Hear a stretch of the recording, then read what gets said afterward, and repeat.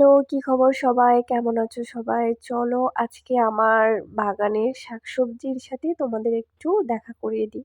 মাঝে মধ্যে আমার এত আলসেমি লাগে, মানে মরিচ পেকে যায়, বেগুনগুলো বুড়ো হয়ে যায়, কিন্তু আমার তুলতে ইচ্ছে করে না।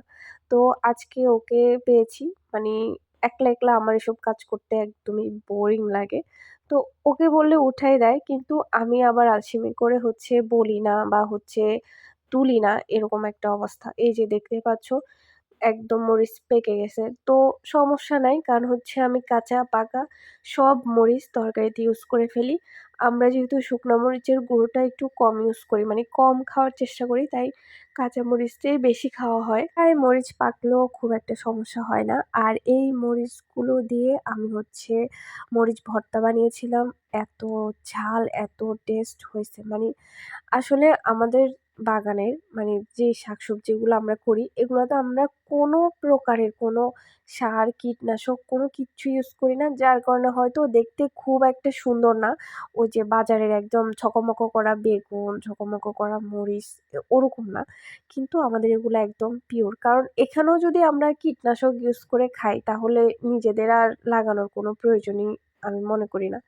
তো এই বেগুন গাছগুলো একদমই নিউ, মানে এইটাই ১ম বেগুন ধরছে। এগুলাকে আমি সেদ্ধ করে খাবো, মানে ওই যে মরিচ ভর্তার সাথে। আর এই টমেটোগুলো দেশি টমেটো। এগুলা একটু টক, একটু না ভালোই টক, আর প্রচুর বিচি। অনেকে আছেন এই টমেটোটা পছন্দ করে না, যেগুলো একদম গোল গোল বড় বড় লাল লাল দেখতে, সেই টমেটোগুলো পছন্দ করে। কিন্তু সত্যি কথা বলতে এই টমেটো একদম দেশি পিওর। ওটা কিন্তু ফলনের জন্য চাষ করা হয়, বেশি ফলনের জন্য। আর ওটাতে রাসায়নিক ছাড়া খুব একটা ভালো হয় না। তো এই যে আমি কাঁচা পাকাই উঠাচ্ছিলাম, কারণ এটা আমি শুটকি দিয়ে বেগুন দিয়ে রান্না করব, সেজন্য। তোমরা বলবা যে তোমরা কোন টমেটোটা বেশি পছন্দ করো, এটা নাকি একদম বড় বড় যেটা দেখতে হাইব্রিড সেটা? আমি আগে এটার মর্ম বুঝতাম না। গতবার আমাদের এই টমেটোটা হয়েছিল, আমরা মোটামুটি একদম না খেয়ে বেশিরভাগ পচাইছি বা খাই নাই, কালেক্ট করি নাই। কিন্তু এবার বুঝতেছি যে না, এটাই আসল মানে স্বাস্থ্যকর টমেটো, ভালো মানে হেলদি টমেটো, যাই হোক যেটাই বলো না কেন। তো আমাদের মোটামুটি টমেটো, মরিচ, বেগুন কালেক্ট করা শেষ।